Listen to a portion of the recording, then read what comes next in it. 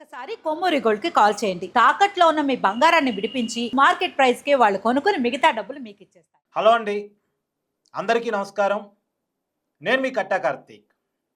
Andhra Pradesh liquor స్కామ్లో YCP MP Rajampet ఎంపీగా ఉన్నటువంటి మిథున్ రెడ్డిని ఈరోజు ఎన్ఫోర్స్మెంట్ డైరెక్టరేట్ విచారిస్తూ ఉంది. నిన్న విజయసాయిరెడ్డిని విచారించింది, ఈరోజు మిథున్ రెడ్డిని విచారిస్తూ ఉంది. నిన్న విజయసాయిరెడ్డి చెప్పిన అంశాల ఆధారంగా మిథున్ రెడ్డి విచారణ కొనసాగుతున్నట్టుగా తెలుస్తూ ఉంది. వందల కోట్ల రూపాయల ఫ్రాడ్ ఎలా జరిగింది, ఆ డబ్బులన్నీ ఎక్కడికి పంపించారు, సెల్ కంపెనీల ఏర్పాటు, అలాగే పిఎల్ఆర్ గ్రూప్లోకి అంటే పెద్దిరెడ్డి గారి కుటుంబీకుల కంపెనీ పిఎల్ఆర్ గ్రూప్లోకి లిక్కర్ స్కామ్ డబ్బులు రావటం, ప్రధానంగా నిన్న విజయసాయిరెడ్డి చెప్పిన ఇంకొక మాట, మిథున్ రెడ్డి సూచనల మేరకు అరవిందో కంపెనీ నుంచి 100 కోట్ల రూపాయలు నేను సర్దాను అని చెప్పినటువంటి మాట ఏదైతుందో ఆ 100 కోట్లు మీరు ఎందుకు అడిగారు, ఏ డిస్టిలరీ ఏర్పాటు కోసం ఆ 100 కోట్ల రూపాయలు ఉపయోగించారు, వీటన్నిటి విషయంలో కూడా మిథున్ రెడ్డిని ప్రశ్నిస్తున్నట్టుగా తెలుస్తూ ఉంది. ఈరోజు విచారణ చాలా కీలకం కాబోతూ ఉంది. ఇప్పటికే మిథున్ రెడ్డి మీ అందరికీ తెలిసిందే, గతంలో సిట్ అరెస్ట్ చేసి ప్రస్తుతం బెయిల్ మీద ఉన్నారు. ఆయన ఆంధ్రప్రదేశ్ లిక్కర్ స్కామ్ విచారణలో భాగంగా గతంలో సిట్టు మిథున్ రెడ్డిని అరెస్ట్ చేసింది. ప్రస్తుతం ఆయన బెయిల్ మీద బయట ఉన్నారు. ప్రస్తుతం ఈడీ ఎంక్వైరీ కూడా అతని మీద కొనసాగుతున్నటువంటి సమయంలో ఈడీ మరొకసారి అరెస్ట్ చేసే అవకాశం ఉన్నట్టుగా కూడా వార్తలు వస్తున్నాయి. అరెస్టు చేస్తారా, ఇంకొకసారి విచారణ పిలిచి అరెస్ట్ చేస్తారా అన్నది చూడాల్సి ఉంది. మళ్ళీ విజయసాయిరెడ్డిని విచారణ పిలవబోతున్నారని, మళ్ళీ మిథున్ రెడ్డిని విచారణ పిలవబోతున్నారని, వీరిద్దరిని కలిపి కూడా విచారించబోతున్నారని, ఇవాళ కాకపోయినా మళ్ళీ మిథున్ రెడ్డిని ఈడీ అరెస్ట్ చేసే అవకాశం ఉందనేటువంటి వార్తలు పెద్ద ఎత్తున రాజకీయ వర్గాల్లో చర్చనీయాంశంగా మారాయి.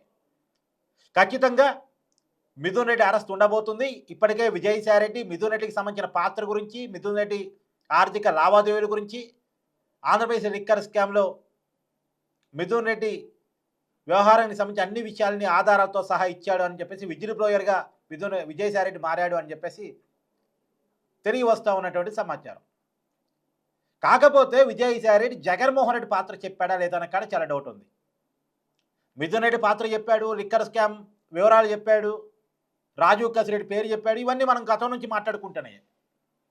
కానీ జగన్మోహన్ రెడ్డి పేరు చెప్పాడా లేదన్న కాడ చాలా డౌట్స్ వ్యక్తం అవుతూ ఉన్నాయి.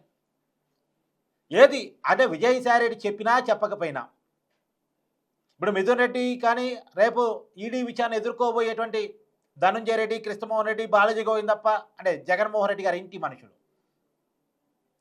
వీళ్ళెవరూ కూడా జగన్మోహన్ రెడ్డి పేరు చెప్పినా చెప్పకపోయినా జగన్మోహన్ రెడ్డి పాత్రకు సంబంధించినటువంటి విషయాన్ని ఈడీ వెలికి తీయబోతుందనేది రాజకీయ వర్గాలు చర్చనీయాంశంగా ఉంది. అంటే జరుగుతున్న ఎంక్వైరీలో ప్రభుత్వం వైసీపీది అంటే జగన్మోహన్ రెడ్డి గారి ముఖ్యమంత్రి కాబట్టి ఆయన ముఖ్యమంత్రి గారు ఖచ్చితంగా ఆయన తెలియకుండా స్కామ్ జరిగే అవకాశం లేదు. ఇన్ని వేల కోట్ల రూపాయల ముడుపుల స్కామ్, మళ్ళీ మొత్తం లిక్కర్ స్కామ్ కాదండి, ఇది కేవలం ముడుపుల స్కామ్. అంటే ముడుపులు తీసుకొని ముడుపులు ఇచ్చిన కంపెనీల బ్రాండ్లు మాత్రమే మోనోపోలీ మార్కెట్గా ఏర్పాటు చేసుకున్నటువంటి ప్రభుత్వ మద్యం దుకాణాల్లో అమ్మటం. మళ్ళా దీంట్లో వేరువేరు స్కామ్లు ఉన్నాయి. అంటే క్యాష్ అండ్ క్యారీ పద్ధతులు అమ్మటం, ప్రజల నుంచి కూడా డబ్బులు అధికంగా వసూలు చేయటం, ప్రభుత్వ లెక్కల్లో తప్పులు చూపించటం, తర్వాత ఆర్డర్లు ఇచ్చేటువంటి బ్రాండ్ల సంఖ్యకి అమ్మే బ్రాండ్ సంఖ్యకి సంబంధం లేకుండా ఉండటం, ఇలా రకరకాల అభియోగాలు ఆరోపణలు ఉన్నప్పటికీ కూడా ఇప్పుడు జరుగుతున్న ఎంక్వైరీ అంతా కూడా కేవలం ముడుపులు ఇచ్చిన బ్రాండ్లకు సంబంధించిన అమ్మకాలు 3,500 కోట్ల రూపాయల కుంభకోణానికి సంబంధించినటువంటి విచారణ మాత్రమే కొనసాగుతోంది. కేవలం ముడుపులకు సంబంధించిన వ్యవహారం మీద మాత్రమే ప్రస్తుతం విచారణ కొనసాగుతోంది. చూడాలి ఈ విచారణ ఎక్కడి వరకు వెళ్ళిద్ది అనేటువంటిది. మిథున్ రెడ్డి మళ్ళీ అరెస్ట్ కాబోతున్నారు. నెక్స్ట్ జగన్మోహన్ రెడ్డి కూడా నోటీసులు రాబోతున్నాయి అనేటువంటి వార్త అందబోతూ ఉంది.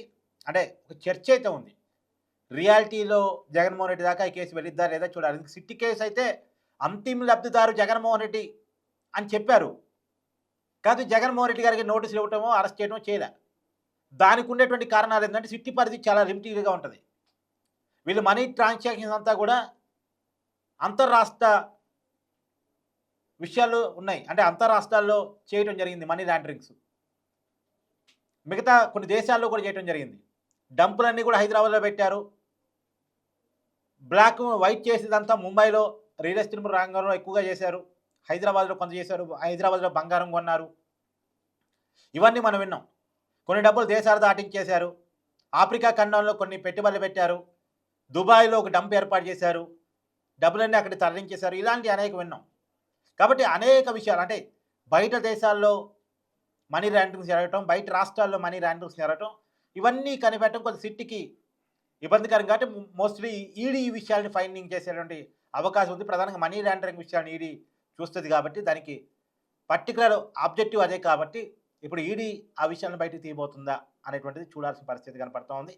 ఏదేమైనా ఈ కేసు జగన్మోహన్ రెడ్డి గారి దాకా వెళ్ళే అవకాశమే కనపడతా ఉంది. ప్రస్తుతం అయితే మిథున్ రెడ్డి అరెస్ట్ మళ్ళా జరగబోతుందా లేదా అనేటువంటిది కూడా చూడాల్సిన పరిస్థితి కనపడతా ఉంది. మీ అభిప్రాయాన్ని కూడా కామెంట్ రూపంలో తెలియజేయండి. Thank you.